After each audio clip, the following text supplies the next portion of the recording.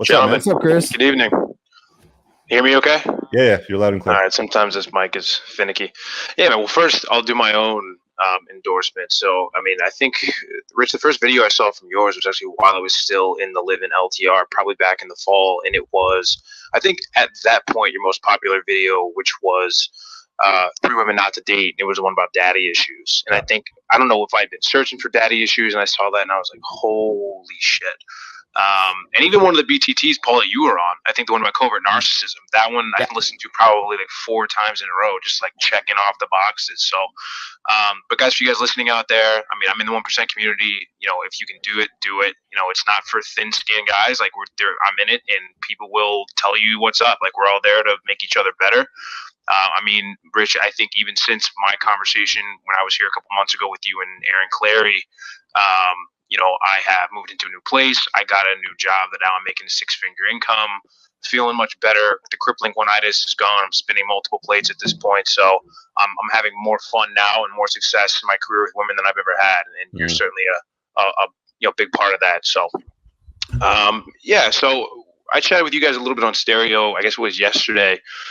And I thought this might be good, especially Paul, from like the pragmatic standpoint about actionable items and actually how to have this conversation. So just as a refresher, spinning a couple plates right now, and I'm getting to that 2 to 3 month period where it's either starting to happen or I understand it's getting ready to happen, where the conversation is around the what are we? You know, where is this going? Are you with other women? You know, are we locking this down? And so my ideal scenario is that I would have a handful or a mini harem of women that I'm sleeping with, spending time with, and keeping in rotation, but they're going to be sexually exclusive to me, and I don't want to share them with other men. So, you know, I know the first step is like, let's draw that boundary and just say, hey, if you don't like it, there's the door. But as far as maybe navigating those waters a little bit and having that conversation in real time, just I think some of the guys out there that may be interested in facing a similar situation could benefit on hearing your advice.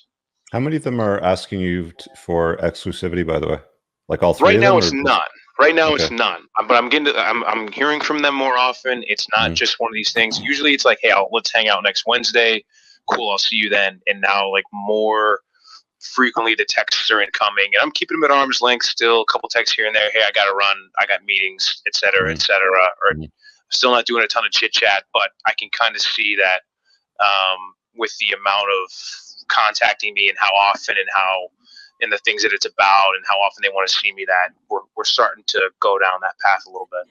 I'll you know, hand this over to Paul in a minute, but I'll say this. Like, I think that you shouldn't even be entertaining a conversation about where do we stand unless it's been at least 3 to 6 months. And it's going to be like, you know, 3 to 6 months of good behavior. And even then, if you're not interested in you know, in a monogamous LTR, then just tell them like, hey, you know, I don't think monogamy is good for me. It doesn't work. I dig your vibe. I'm completely good with, you know, continuing to roll this way, but just understand that I'm going to be seeing other women from time to time. I'm not going to put your health at risk, meaning I'm not going to be like raw dogging them all, you know, sort of thing.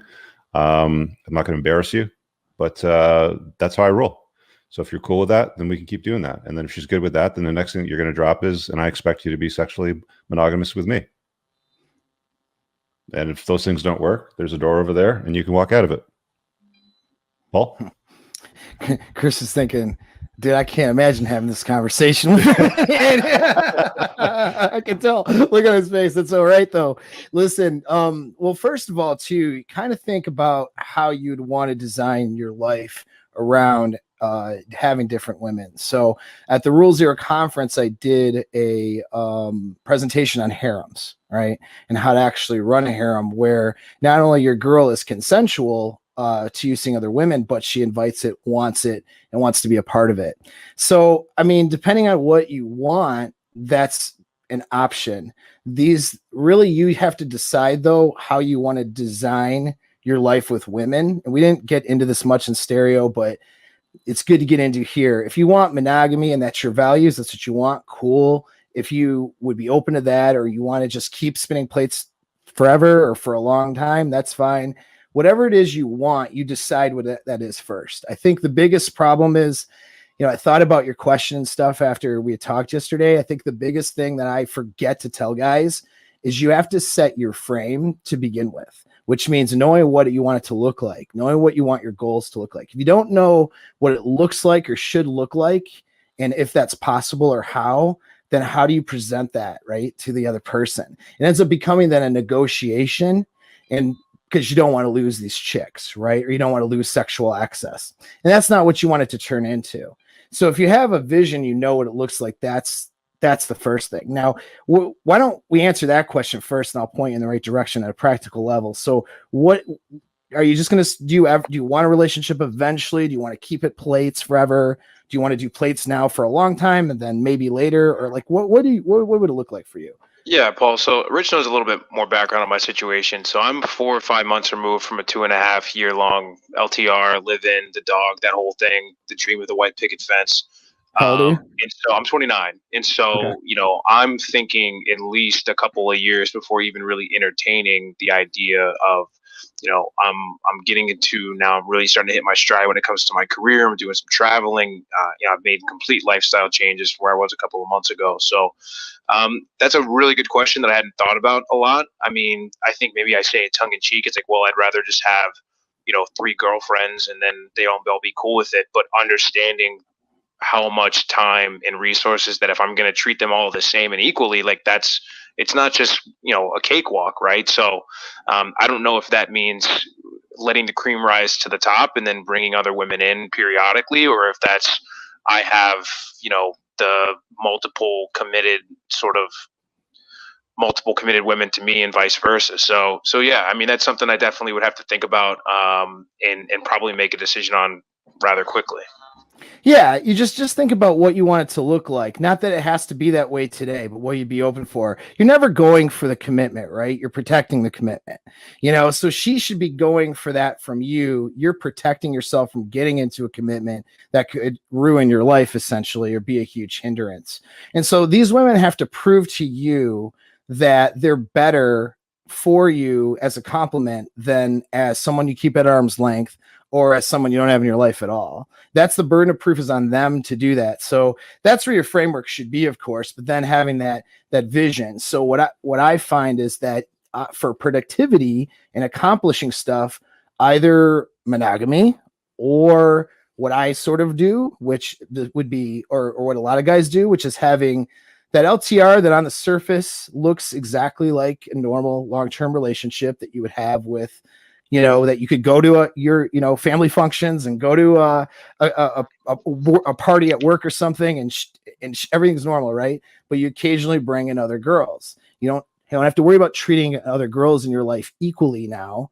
All right, these girls come in and it serves their purpose to have sexual experiences and a good time with you and your chick, or even sometimes just with you. She realizes that, this is an enhancement of your relationship rather than a hindrance.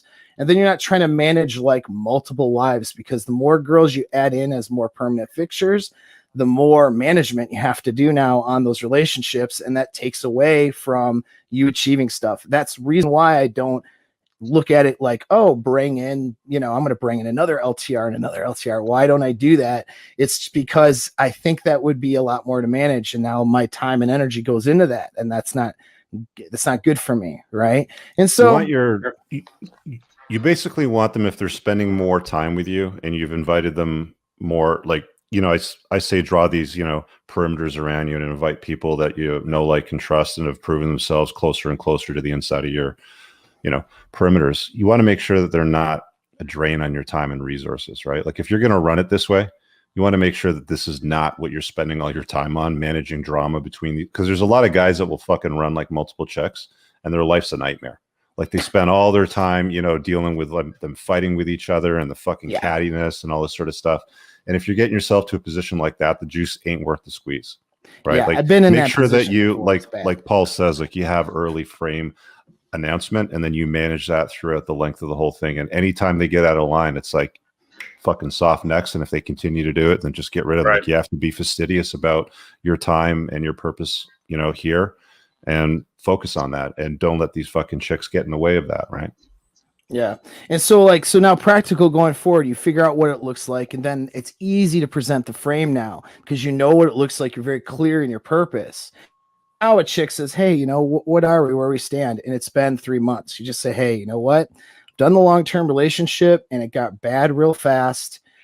I don't want to be trapped in that. So let's just let things grow organically and see how things go. And it's going to be that way for a while. And I hope that you're cool with that, because if you're not, I don't know what to tell you. I want to enjoy my time with you. Let's just keep enjoying our time. And that's your discussion, right? Now, if it's a year down the line, they're like, where do we stand? Or let's say differently, right? Let's say there's something that kind of disqualifies her as an LTR. Like, let's say she's showing her butthole on Instagram every day. Yeah, for likes. Okay.